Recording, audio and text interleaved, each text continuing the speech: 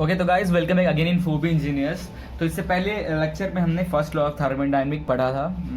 ठीक है, इस लेक्चर में हम पढ़ने वाले हैं heat transfer for various processes. तो अलग अलग जो प्रोसेसेस हैं, for example isothermal, isobaric, isometric, adiabatic, polytropic, ये सब प्रोसेस में हमारा हीट ट्रांसफर कितना हो रहा है, कैसे कैलकुलेट करेंगे, ये सब हम देखने वाले हैं। तो हमने ये चीज़ को पहले क्यों नहीं पढ़ा, हीट ट्रांसफर को पहले क्यों नहीं पढ़ा? हमने पहले इसलिए नहीं पढ़ा क्योंकि जब फर्स्ट लॉ का डेवलप हुआ था उसी टाइम हम जाने थे कि हीट क्या है, एनर्जी क्या है। तो हमने जाना था कि आइसोलेटेड सिस्टम के लिए एनर्जी विल बी कांस्टेंट। ठीक है, एनर्जी हमारा पॉइंट फंक्शन है, हीट हमारा पाथ फंक्शन है। हम आफ्टर द फर्स्ट लॉ के बाद जाकर हम समझें कि हमारा क्या होता है हीट, क्या होता है एनर्जी। जब हम जान गए कि हीट और एनर्जी क्या है, उसके बाद हमने मशीन पे काम करना चालू किया। हमने अपने हीट को कैसे बढ़ाएं, अलग अलग प्रोसेस के मशीन बनाए, हम उसमें अलग अलग प्रैक्टिकल किया करके देखे। तो हमें समझ में आया कि कहाँ पे हमको हीट सबसे ज़्यादा मिल रहा है, उससे हमारी एफिशिएंसी कहाँ बढ़ रही है, कम से कम हीट में ज़्यादा से ज़्यादा एफिशिएंट कैसे हमारा कोई प्रोसेस होगा, वो सब हम यहाँ पर देखने वाले हैं। तो after the first law of thermodynamic पढ़ें और उसके हेल्प से हम बता सकते हैं किसी प्रोसेस में कितना हीट ट्रांसफर हो रहा है। ओके तो चलिए शुरू करते हैं। ठीक है, तो ये नोट्स है मेरा। तो heat transfer in various non flow process, non flow process के पढ़ रहे हैं, कोई सिस्टम क्लोज्ड पार्ट है उसके लिए हम पढ़ रहे हैं। ठीक है, तो सबसे पहले हम पढ़ेंगे कांस्टेंट वॉल्यूम प्रोसेस के लिए। कांस्टेंट वॉल्यूम प्रोसेस को हम आइसोमेट्रिक प्रोसेस भी कहते हैं। ठीक है, जिसमें वॉल्यूम विल बी कांस्टेंट। तो with the help of first law क्या होता है, first law D Q is equal to D U plus D W. ठीक है, ये जो डी डब्ल्यू है, अगर हम यहाँ पे डी डब्ल्यू लिख रहे हैं, ठीक है, डी डब्ल्यू को हम पी डी वी भी लिखते हैं। अगर हम डी डब्ल्यू लिख रहे हैं, इसका मतलब ये जो हमारा इक्वेशन है, इक्वेशन किसके लिए है, बोथ रिवर्सिबल और इरिवर्सिबल प्रोसेस दोनों के लिए है। बट अगर हम डी डब्ल्यू की जगह पर पी डी वी लिख रहे हैं, तो इसका मतलब हुआ ये जो प्रोसेस जो होगा हमारा, वो कैसा प्रोसेस होगा, रिवर्सिबल प्रोसेस होगा। ठीक है, रिवर्सिबल प्रोसेस होगा ना। तो according to isometric process, in isometric process heat transfer कितना हो रहा है उसके बताने के लिए हम फर्स्ट लॉ का हेल्प लिए। और अकॉर्डिंग टू फर्स्ट लॉ हम लिख सकते हैं कि if volume will be constant, तो वॉल्यूम विल बी अगर कांस्टेंट हुआ, this means D Q is equal to D U के इक्वल हो जाएगा, क्योंकि वॉल्यूम तो कांस्टेंट हो गया, पी भी हट जाएगा। तो डी क्यू, तो energy transfer for constant volume process is equal to D U. वो किसके इक्वल हो जाएगा, सिस्टम के इंटरनल एनर्जी के इक्वल हो जाएगा, which is also called M C V D T. Where C V क्या है, सी वी हमारा है specific heat at constant volume, constant volume के लिए स्पेसिफिक है, M C V D T. Clear? Now for constant pressure process, इसको हम isobaric process भी कहते हैं। तो इस प्रोसेस के लिए means pressure will be constant. तो with the help of first law of thermodynamic, D Q is equal to D U plus D W. Also we can write that कि D Q is equal to D U plus D P V. ठीक है, अभी हमने differentiate किया नहीं है कि work is equal to P V लिख सकते हैं, लिख सकते हैं। सो डीपीवी, ठीक है, डीपीवी अभी लिख रहे हैं। अब यहाँ पे देखो, अब यहाँ पे एक नया टर्म हम पढ़ेंगे, एंथैल्पी। एंथैल्पी क्या होता है, H is equal to U plus P V. ठीक है, capital H, enthalpy is capital H which is equal to U internal energy plus P V. ठीक है, तो heat is a function of temperature, heat क्या है, temperature का function है। So for a system the basic value are P V and T.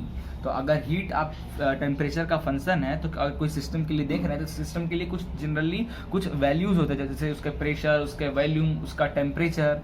Clear है? Therefore for constant pressure process, D Q for constant pressure process is equal to D H के equal हो जाएगा, where H is called the enthalpy of the system. Also we can write that D Q for constant pressure process के लिए M C P D T, where C P is the constant pressure at specific heat at constant pressure. ठीक है, उसके बाद है हमारा isothermal process.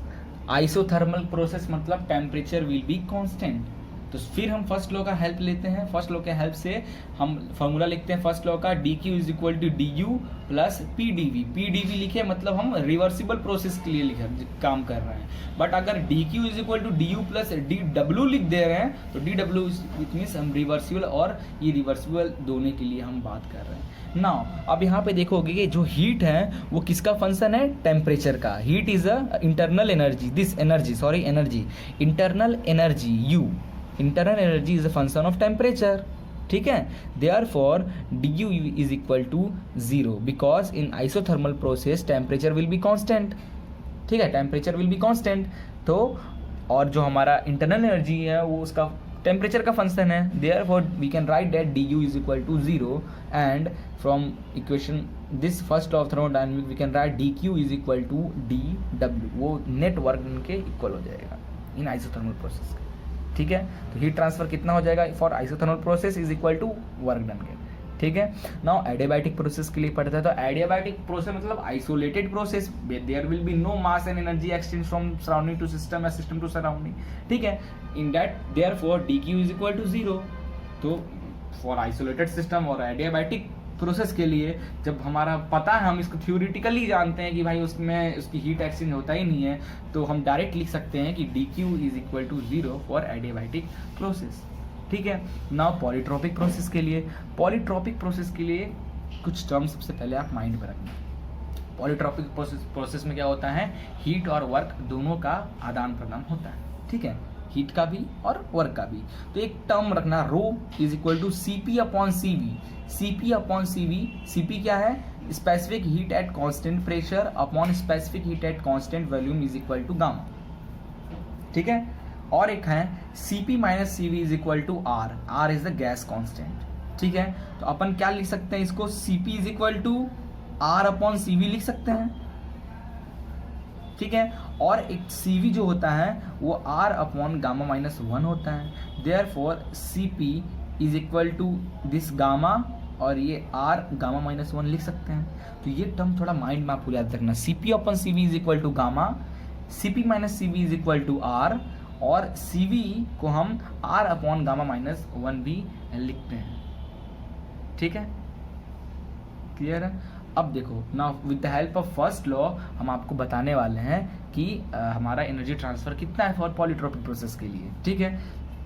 तो D U is the internal energy and which we can write this mCv dt लिख सकते हैं। और फॉर पॉलीट्रोपिक प्रोसेस के लिए वर्क डन हम पहले पढ़ चुके हैं। फॉर पॉलीट्रोपिक प्रोसेस के लिए वर्क डन हमारा क्या होता है, P1V1 minus P2V2, okay, P1V1 minus P2V2 upon n minus 1, where n is the polytropic index और पॉलीट्रोपिक कांस्टेंट, ठीक है।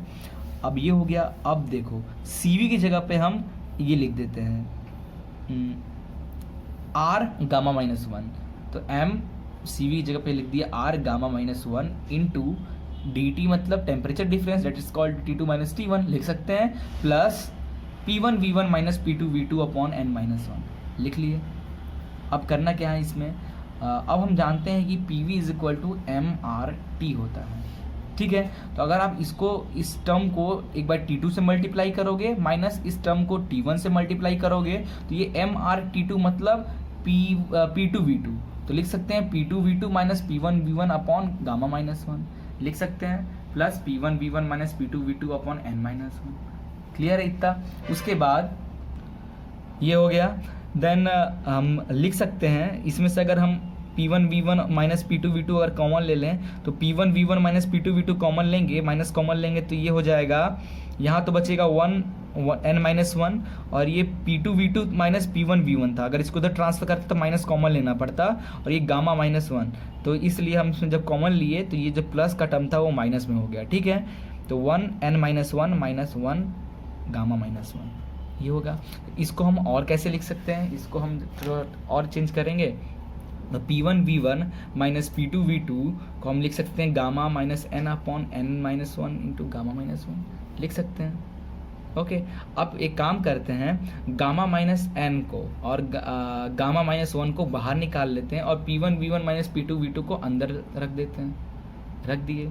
Therefore dq for polytropic process is equal to gamma minus n upon gamma minus 1 into DW work done of polytropic process का work done. ये दोबारा polytropic process का work done की तरह convert हो गया, तो हमने इसको ऐसे लिख दिया। तो हमारा for heat transfer for polytropic process कितना हो जाएगा, दिस। क्लियर है? अब देखो, अब polytropic specific heat of polytropic process, तो पॉलीट्रॉपिक प्रोसेस के लिए स्पेसिफिक हीट की वैल्यू कितनी होगी, तो हम जानते हैं कि dq is equal to for heat mc del T लिखते हैं। कभी कभी अच्छा, जो स्पेसिफिक हीट हम निकाल रहे हैं यहाँ पे आपको ये हम बताने वाले हैं कि कभी कभी किसी सिस्टम में आप जब हीट दोगे तो ज़रूरी नहीं है कि टेम्परेचर भी इंक्रीज़ हो। कोई सिस्टम ऐसा होता है जिसमें आप हीट देते जाओगे और टेम्परेचर क्या देखोगे आप, कम होता जा रहा है। ऐसा केस आपको देखने को मिलेगा। तो ये क्यों हो रहा है, वो इसी पे हो रहा है, पॉलीट्रॉपिक प्रोसेस के स्पेसिफिक हीट पे डिपेंड हो रहा है। कैसे, मैं प्रूफ में आपको बता रहा हूँ। तो लिखो dq is equal to mc del T हो जाएगा। तो dq इज इक्वल टू क्या लिख सकते हैं, ये फॉर्मूला जो पॉलीट्रॉपिक का भी हमने निकाला है ये भी लिख सकते हैं, gamma minus n upon gamma minus 1 into DW for polytropic के लिए क्या हो जाएगा, P1V1 minus P2V2 upon n minus 1 लिख सकते हैं। ओके, नाउ अभी हमने पढ़ा था कि PV is equal to MRT होता है, तो P1V1 के लिए MRT1 हो जाएगा। तो कॉमन ले लिए, इसमें से डायरेक्ट हम लिख दिए हैं MRT1 minus T2 upon gamma minus 1 हिल। तो इस टर्म को हम ऐसे लिख सकते हैं, तो हमने डायरेक्ट लिख दिया MRT1 minus T2 upon n minus 1।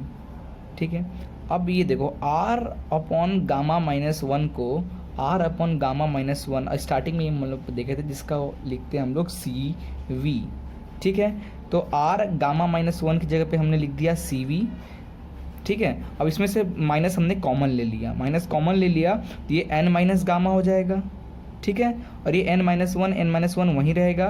R upon gamma minus 1 को CV लिख दिया हमने। ठीक है, इंटू m वैसे ही रहेगा। ये T1 माइनस T2 था, तो हमने माइनस कॉमन लिया तो T2 माइनस T1 हो गया। ठीक है, T2 minus T1 that's called dt, तो हमने इसको dt लिख लिया। क्लियर है? अब इस इक्वेशन को और इस इक्वेशन को आपको करना है इक्वेट। तो m डेल टी दोनों तरफ से कट जाएगा, बचेगा n minus gamma upon n minus n into CV, और इधर बचेगा C पॉलीट्रॉपिक। क्या बच जाएगा, C specific heat for polytropic के लिए, और ये specific heat at constant volume पे। तो आप ध्यान दोगे कि n की वैल्यू हमेशा 1 से बड़ी होती है, n की वैल्यू हमेशा 1 से बड़ी होती है, तो कोई दिक्कत नहीं है। बट यहाँ पे n की वैल्यू गामा से छोटी होती है हमेशा। n की वैल्यू हम देखे थे कि 1 से हमेशा n की वैल्यू बड़ी होगी और गामा से छोटी होगी, तो ये जो टर्म होगा वो माइनस में हो जाएगा। दिस मीन्स, तो specific heat for polytropic process के लिए हमारा जो आंसर आएगा वो निगेटिव में आएगा। इसका मतलब ये हुआ कि किसी सिस्टम में हम हीट देंगे तो ज़रूरी नहीं है वो सिस्टम का हीट बढ़ता ही जाएगा। अगर हमारा कोई पॉलीट्रॉपिक प्रोसेस है, इन दैट केस अगर उसमें आप हीट दे रहे हो तो उसमें आपका टेम्परेचर कम भी हो सकता है। ठीक है, अब फॉर एग्जांपल देखा जाए कि इफ़ n इज की वैल्यू 1.2 है और गामा की वैल्यू 1.4 है, तो dq फॉर पॉलीट्रॉपिक प्रोसेस के लिए क्या हो जाएगा, गामा माइनस n। ठीक है, तो 1.4 माइनस 1.2 अपॉन 1.4 माइनस 1.4 माइनस 1। ठीक है, इंटू DW फॉर पॉलीट्रॉपिक, जो फॉर्मूला अभी है आया था हमारा वो। तो इसको सॉल्व करोगे तो 1/2 आ जाएगा।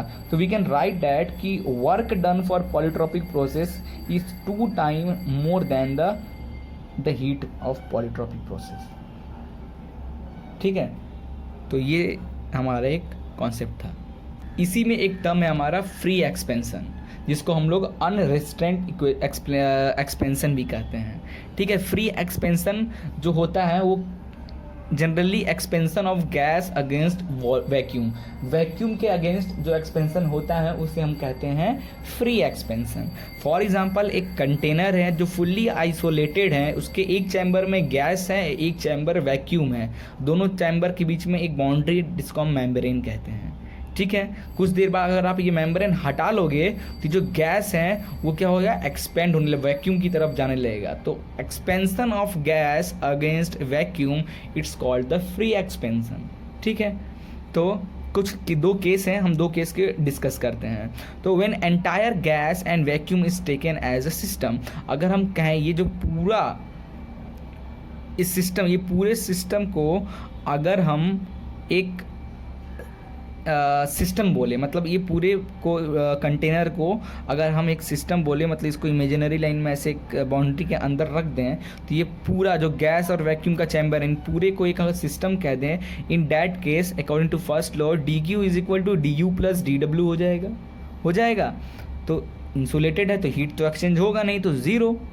और work done, nothing, work done भी यहाँ पे ज़ीरो हो जाएगा। क्यों वर्क डन ज़ीरो हो जाएगा? क्योंकि जो मॉलिक्यूल एक्सपेंड हो रहा है, वैक्यूम क्या है? Free expansion, expansion of gas against vacuum. तो जो गैस है वैक्यूम के अगेंस्ट एक्सपेंड हो रहा है। जब ये मेंबर हटाए तो वहाँ पे कोई रेजिस्टिव पार्टिकल्स तो है नहीं, वैक्यूम है, वहाँ कोई पार्टिकल नहीं जो कि उसको रेजिस्ट कर रहे या फिर वर्क कहीं से प्रोड्यूस हो, कोई वर्क ट्रांसफर करे, वहाँ कुछ नहीं है। Therefore we can write D W is equal to zero. तो जब डी डब्ल्यू को भी ज़ीरो पुट कर दोगे तो D U will be constant, means the value of U1 initially जो हमारा इंटरनल एनर्जी था and final internal energy will be constant. ठीक है ना। सेकंड केस बनता है कि we are taking gas as a system. तो क्या गैस और एक गैस चैम्बर एक वैक्यूम चैम्बर है, सिर्फ गैस चैम्बर को हम बोल रहे हैं एक सिस्टम कह दे रहे हैं। ठीक है, वैक्यूम चैम्बर क्या हो गया? सिस्टम के बाहर का पार्ट, सराउंडिंग का पार्ट। ठीक है, तो इंसुलेटेड है तो D Q will be zero हो जाएगा, but D W in which D W will be also zero, because in vacuum there is friction और नो रेजिस्टिव पार्टिकल, जो उसमें था वही, नो कोई पार्टिकल नहीं है उसमें। Therefore from this we can write that D Q is equal to zero and U2 minus U1 is equal to zero and U2 और U1 और U that's called the constant. दोनों case में हम देख रहे हैं कि हमारा जो इंटरनल एनर्जी है वो कांस्टेंट हो जा रहा है। क्लियर है?